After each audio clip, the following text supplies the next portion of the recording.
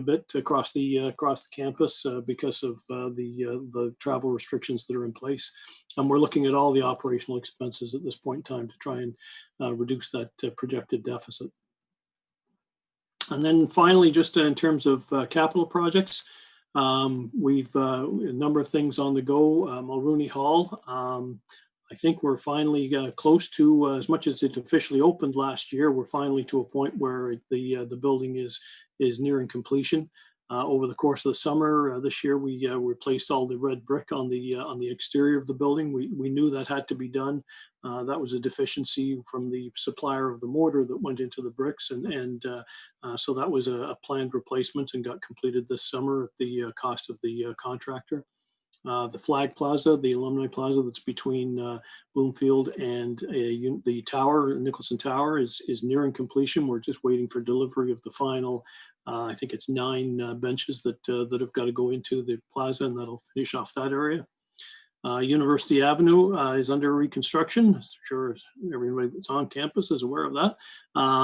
It's moving along quite well, and we're expecting that work to be finished probably in the next 2 to 3 weeks. University Avenue will be complete. Over the course of the summer, we replaced the roofs on Cameron and McKinnon Halls. We're doing some work in J. Bruce Brown to upgrade the heating system to separate it off from the main heating system of the university, that basically to pave the way for Lane Hall being demolished. And we're doing an elevator upgrade in J. Bruce Brown. And then finally, Lane Hall demolition. We've got a request for proposals out at the present time just to find out what the cost will look like for demolition of Lane Hall. That's a planned demolition to make way for another academic building that we're looking at in that area. And we're hoping to start that demolition as far as the interior clean out probably in the next couple of months. So I think with that, I'm going to call it quits as far as my presentation, and I'm happy to address any questions on that or any other item that you might have interest in when it comes to finances of the university or other areas that I have responsibility for. Maybe if you folks would just put up your hand if you have a question, and then Mr. Beckett can take them as they come, if there are any questions.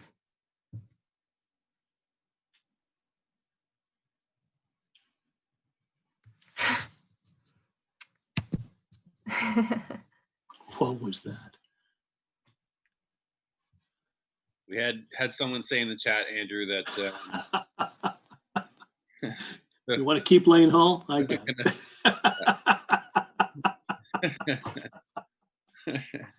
Hashtag stop, drop, and crumble. Yeah, that's I mean, it's an interesting little side note, but just for one of those interests, when we were looking at Lane Hall, we did do an evaluation as to whether we could keep it or not. The cost of doing the upgrades that are required to the building was about $15 million.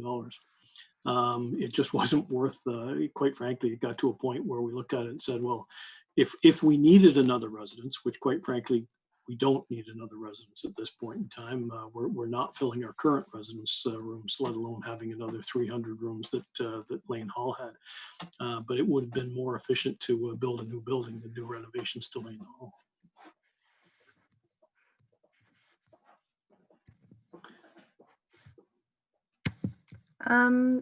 Okay, maybe just any last opportunity for question. Does anyone have anything they'd like to ask Mr. Beckett? Patty and Sarah? Okay.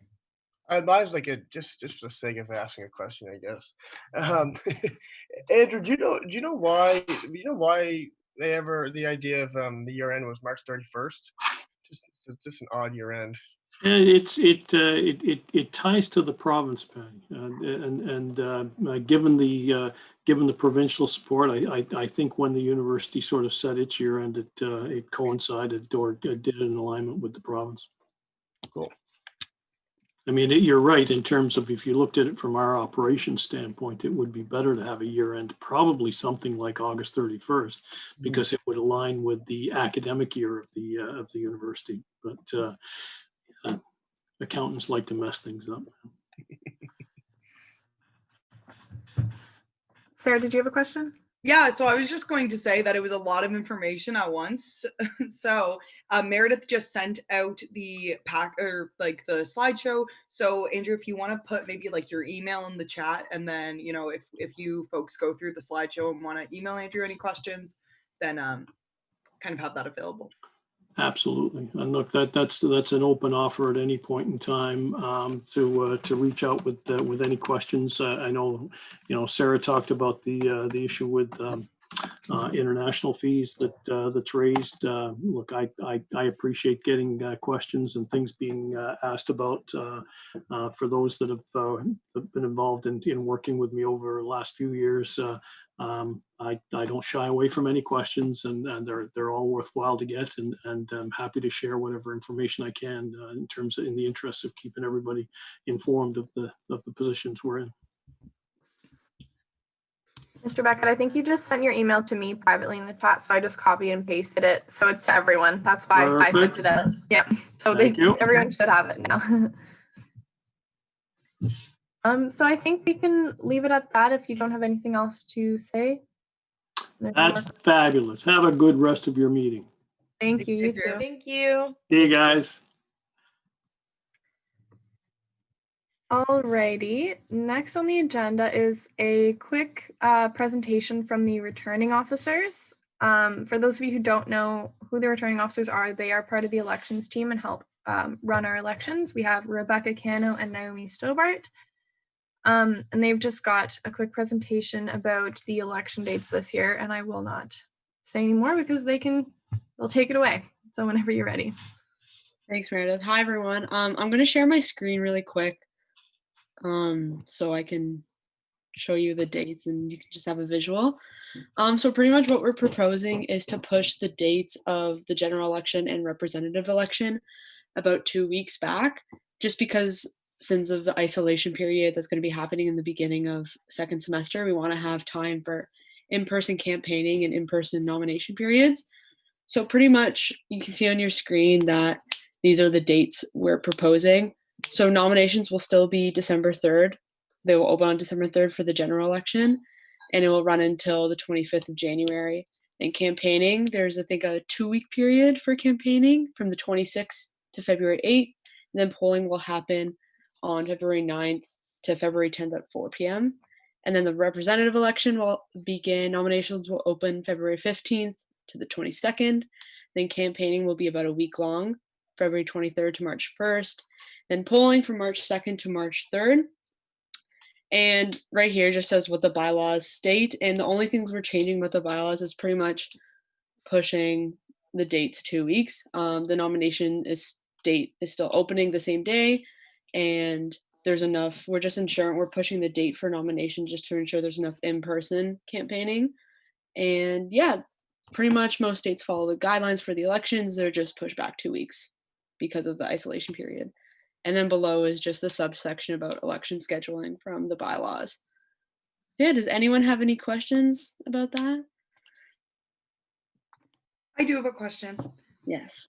So first of all, thank you for coming in and showing us all of this. I'm really excited that people don't have to campaign during isolation. That's yeah, no problem. But so kind of when we were running in the general election, I kind of thought it was interesting that it's only 12 days of campaigning, when if you want to do an ERC, you have to put it in 2 weeks before. So I was wondering, could it be changed to 14 days for it, so then you can hand it in, or can you hand in your ERC before you start campaigning? That's a very specific think question. you can Okay. Before you start campaigning. I believe you can't physically start active campaigning until the date. Like you can get everything reviewed by us before, just so you have enough time. I'm pretty sure that's what it is. Meredith, can you confirm on that? Yeah, like I think I might want to do a quick read of the bylaws before like a firm 100% yes would go through, but I think what Rebecca said is right. I think Sean had his hand up. Also, Sean put his hand up, so he might have something to say about it.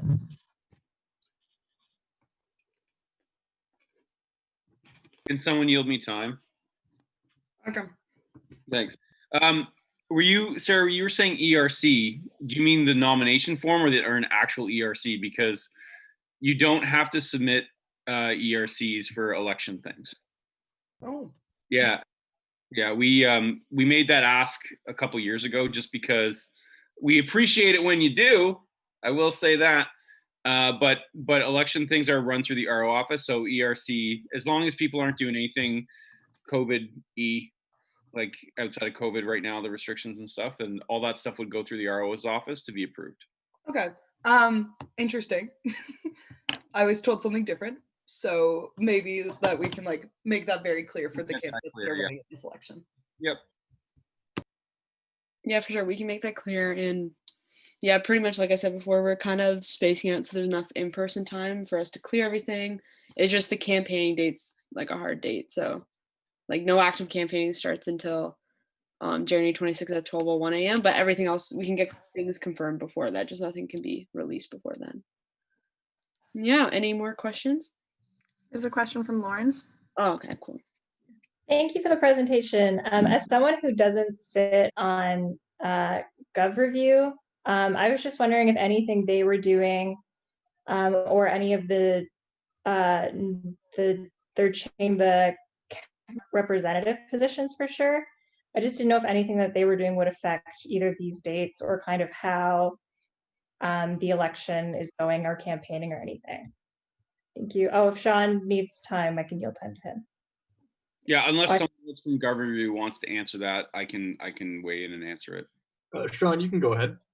Okay, so we kind of hit a bit of a problem in that our MLA, who would have been the person to take our act to the legislature, has now declared that he's going to be running as a Liberal Party candidate for the next election. So he can't take our act to the legislature. It's very frustrating. I mean, great for him, I guess, but so it's not going to look like anything. Like it's not going to look like that sort of trickle down of governance change will happen before this election would happen. So all of the positions that are currently on our slate are most likely going to be available again. So all of the exec board positions, all of the current council positions, those changes are probably not going to be able to take effect because of that little piece of news.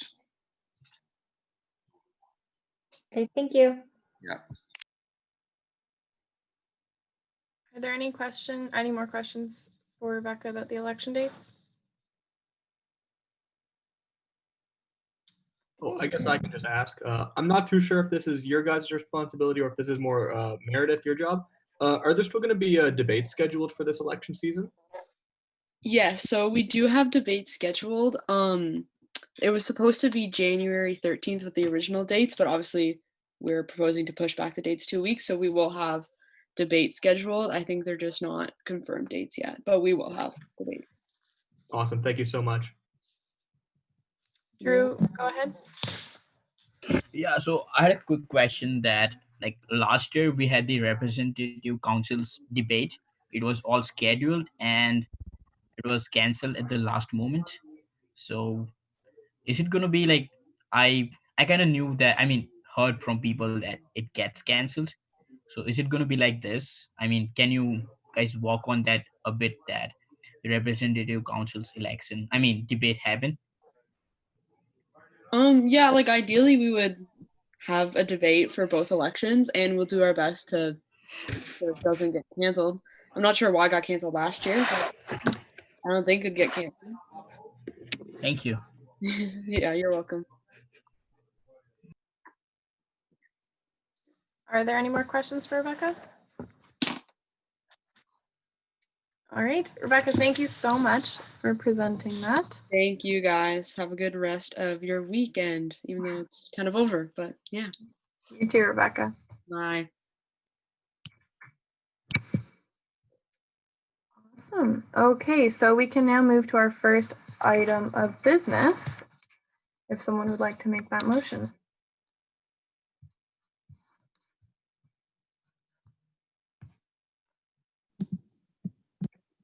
I so move. Kami, would you mind just saying the full motion for the sake of the minutes, please? Thank you. Oh, you're muted if you're trying to say something.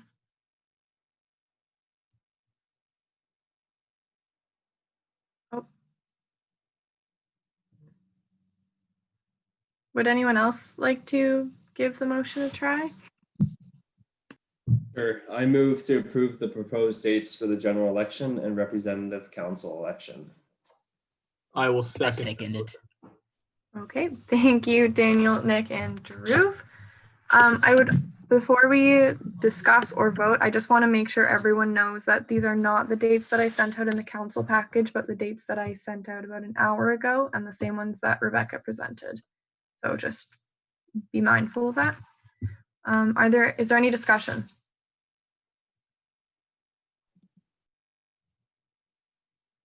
Would someone like to move to call the question? I'll call the question. I'll Thank second. Thank you. Is anyone opposed to calling the question? Seeing none, we can now move to vote on the motion to approve the proposed dates for the general election and representative council election. Would anyone like to vote no? Would anyone like to abstain?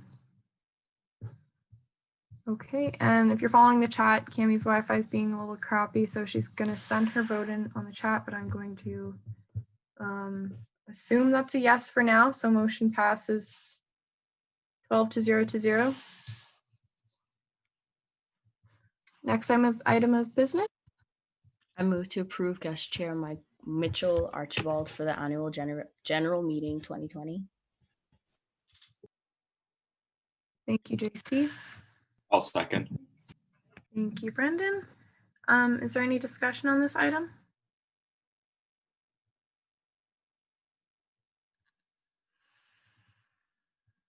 Would someone like to move to call the question?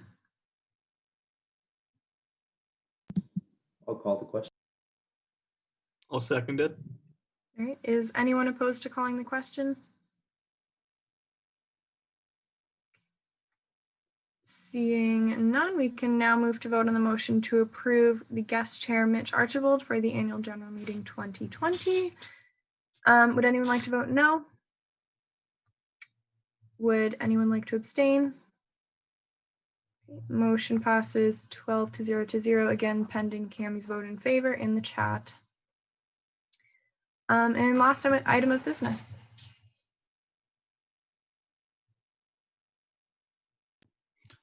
I move to ratify the Students' Union Community Leaders Omnibus in Appendix B.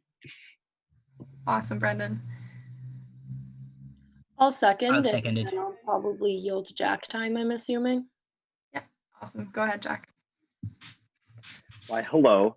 So yeah, all of the SUCLs, great hires, all 8 of them.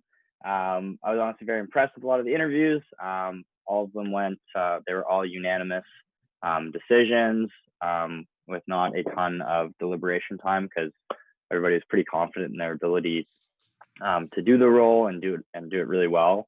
But yeah, I think overall, all of the hiring panels were really impressed with all the different students that went through the process for it. And I'm very excited to begin working with them all if we choose to so ratify them.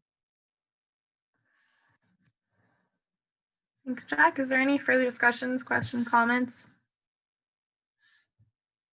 Nope. All right. Would someone like to move to call the question? Also moved. Okay, thank you, Siobhan. Is anyone opposed to calling the question? Seeing none, we can now move to vote on the motion to ratify the Students' Union Community Leaders Omnibus as outlined in Appendix B. Would anyone like to vote no? Would anyone like to abstain? Okay, motion passes 12 to 0. Alrighty, folks. Well, this concludes our meeting. It's 4:06, which is pretty good meeting time. We got lots done today. So thank you for coming and thank you for being great as always. So don't forget about the AGM on Tuesday. Please, please, please bring roommates, friends, just get 2 people and make them sit at a table. It's a great way to show your friends what you do on council, and it's a great way to get free appetizers and to hang out at the end. So please bring as many people as possible. If anyone would like to move to adjourn the meeting, we can. I move to adjourn the meeting. I'll second it.